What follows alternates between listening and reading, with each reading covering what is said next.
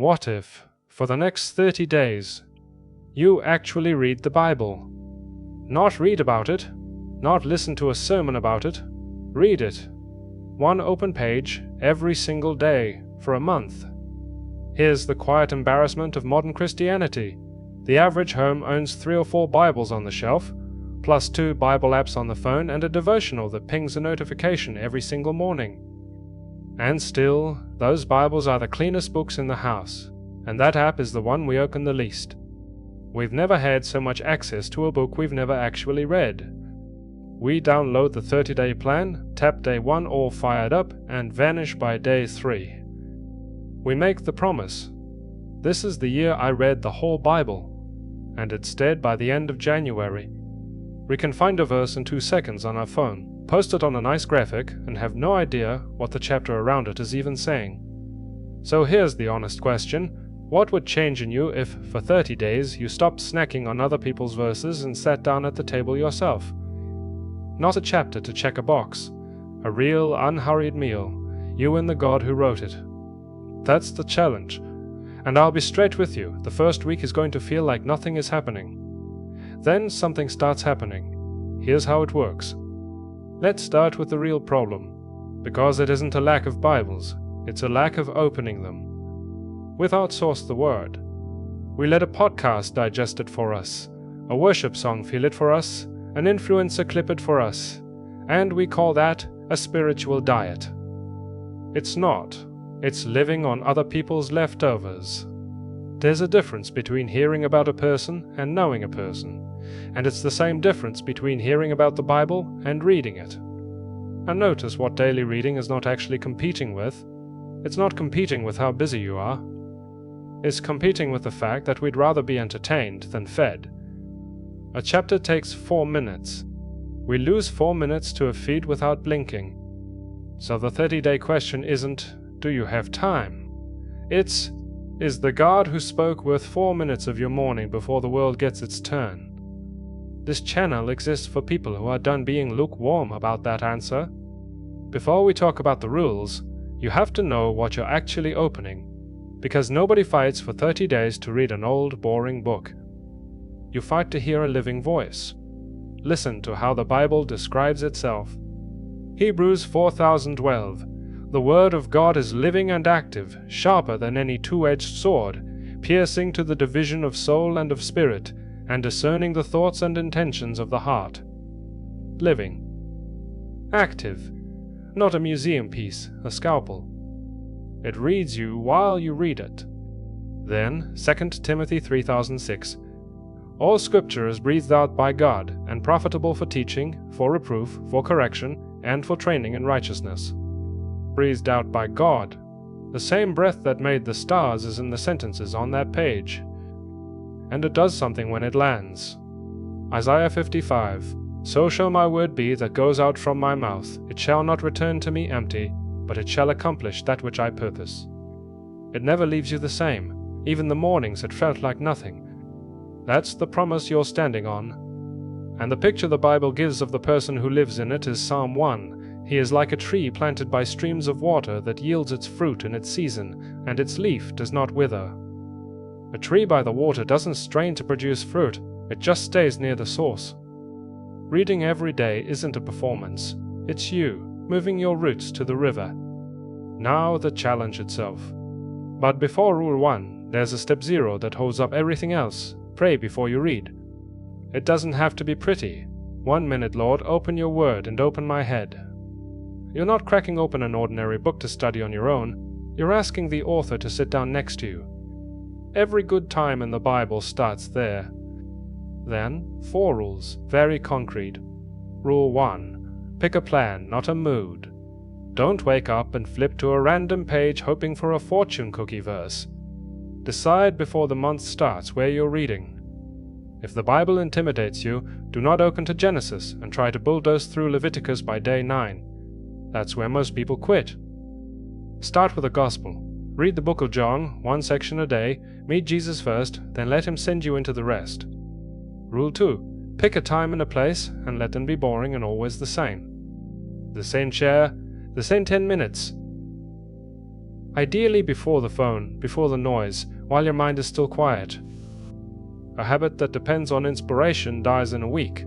A habit tied to a time and a chair survives. Rule 3. Read with a pen. Underline one thing. Write one sentence. What is this telling me about God, and what does it ask of me today? That second half matters, because James 1 warns us, "Be doers of the word, and not hearers only, deceiving yourselves. For if anyone is a hearer of the word and not a doer, he is like a man who looks intently at his natural face in a mirror, and then walks away and forgets what he looks like." Reading without doing is looking in a mirror and forgetting your own face. Rule 4. Read to meet someone, not to finish something. This is not a reading contest. Joshua was told, "This book of the law shall not depart from your mouth, but you shall meditate on it day and night." Meditate, not sprint. One verse chewed slowly beats 3 chapters skimmed. If you only have 4 minutes, read 4 minutes worth, and stay there.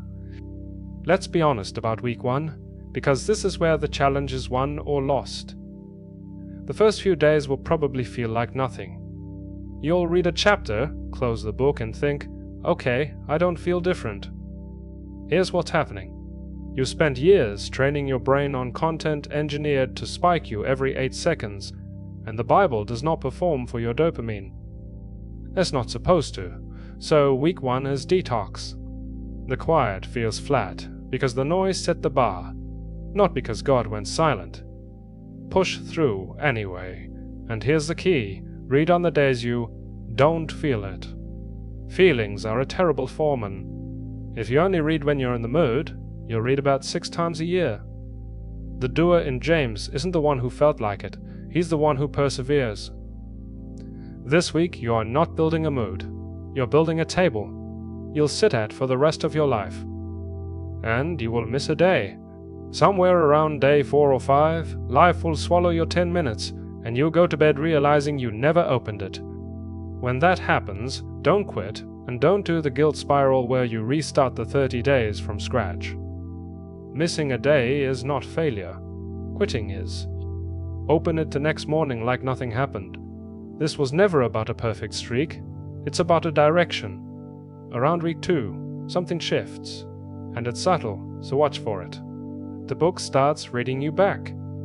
You'll be going through an ordinary chapter, and one line will suddenly feel like it's about you.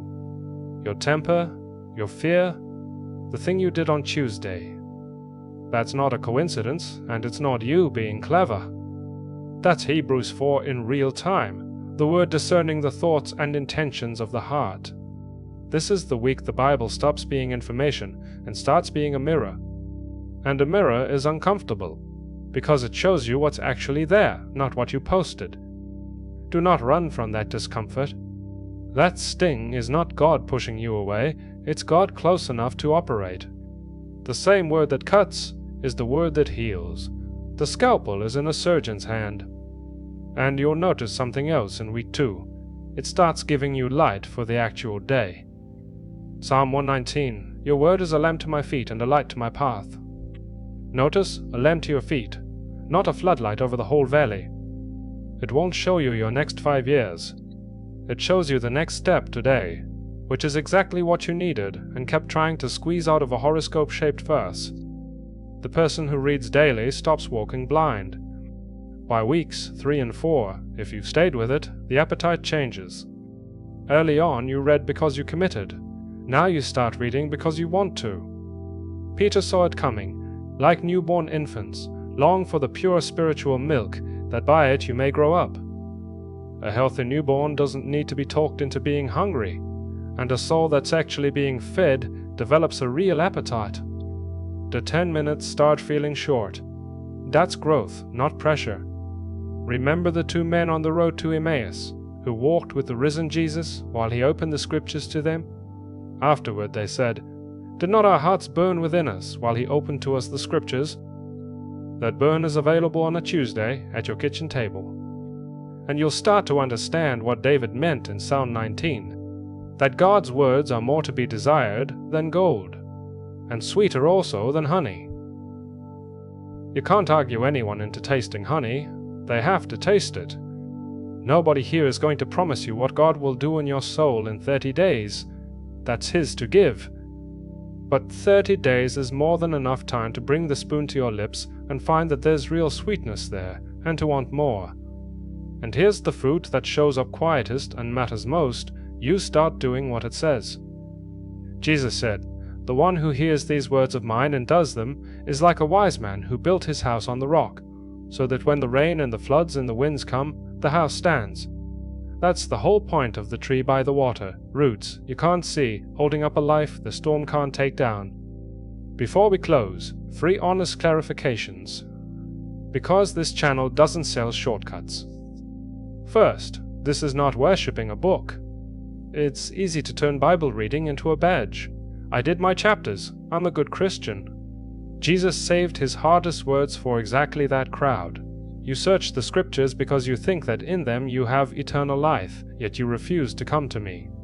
You can read every page and miss the whole point, because the book was always pointing past itself to a person. Read to meet Christ, otherwise you're just collecting facts about a door you never walk through. Second, this is not about speed or volume.